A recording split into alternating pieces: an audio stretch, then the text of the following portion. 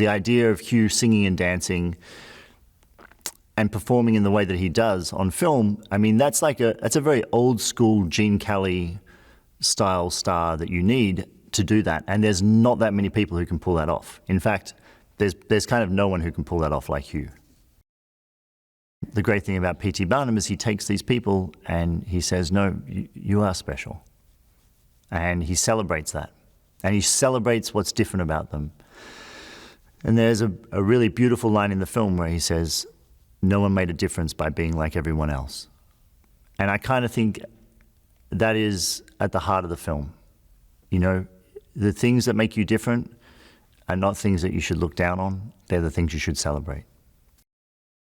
You know, this is the best work that Ashley's ever done. He is so inventive, he's so creative, he brings these characters to life. He does it in a way that it isn't about just great dance steps. You know, each of the characters are unique. I think the message of the film is very similar to It's a Wonderful Life. And that is, your real wealth is the people that you surround yourself with, and the people that love you. One of the great things that you get with Hugh is he is such a genuine person, and he really loves what he does for a living. And you see that. And you see that in the way that he interacts with everyone, from the cast to the crew. And so that sense of family that you read on screen between him and Michelle and the two girls, it is so genuine. And his affection and his love for the oddities, who obviously he was in dance rehearsals with for 10 weeks, and they formed such a bond that it means in scenes like From Now On, where they come and they basically tell him that they're not going to go anywhere, that they're going to stand by his side even though he's got nothing. Those moments really land because those people are really connected to him. It was such a privilege to be surrounded by a crew and a cast that wanted this to be something more than just another film. And really, you know, the credit goes to Hugh, because they always say it's top down, you know, and it's very true. In the case of Hugh, you have someone who is so passionate and so engaging and so humble that it is just a joy going to work every day and getting to stand next to him. What she did in her scenes with Hugh and the way the two of them connected, you 100% bought those moments that she was concerned, that she was overjoyed, that she was looking at Barnum on the rooftop as he made a wishing machine out of absolutely nothing. And you understand why this woman loves this man. And she can do it in a single look. And it tells you everything. You don't need to do a big speech about why I love you. You don't need to do a big speech explaining. Michael Arndt, who did most of the writing on this film, and is an incredible writer, says with great actors, you end up just cutting lines because they say it all before they've opened their mouth. And that's what she does. That guy's voice is incredible. People don't understand, like, he can sing. And in the recording studio, he blew everyone away. Like, literally blew everyone away. He went into the dance studio with Ashley and Jenny. I mean, they had so much fun.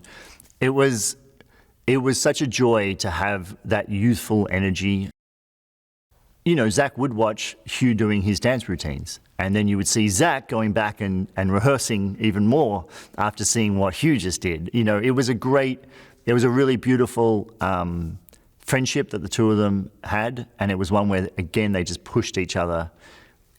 And I don't want to just limit it to singing and dancing, because their scene work together, the way the banter between the two of them, it is just fantastic. She's infallible. There is nothing that phases her. So I think Zac, and along with the entire crew, everyone was just, their jaw was just on the ground when Zendaya was doing anything, because the degree at which she did it was remarkable. The excitement I have for the cast is only matched by the excitement I had with the crew that was assembled to make this film. Seamus McGarvey is one of the greatest cinematographers alive today. Nathan Crowley, one of the greatest production designers alive today. I literally was working with people, Peter Cohen, who is the first AD. These people are like, they're like legends. And I got to amass all of them for this special moment in time. It's kind of getting to live out this impossible dream, making The Greatest Showman. You know, when we wanted to make this film, the idea of doing an original film is a terrifying enough concept. The idea of doing an original musical, I mean, that was just pure insanity. If you're doing a musical film, the music is everything. And what they created for this film is the best work they've ever done. It is, and they've done some incredible work, but it really is, it is the heart and the soul of the film. It is the emotional highs and lows of the film, and they captured it so perfectly. I think a film like this reminds you of two things. One, that your differences is what makes you special. That being unique is a wonderful, wonderful thing. And it's something that you should celebrate. And the other is, like I was saying before, that you know, real wealth is not being photographed in front of a mansion or a fancy car. Ultimately, that's meaningless. You know, real wealth is the people that love you and the people that you have close to you. The reason I love musicals is when words no longer suffice, you sing. So at the lowest point, when you've lost absolutely everything, you sing. And at your highest points of absolute joy, you break into song.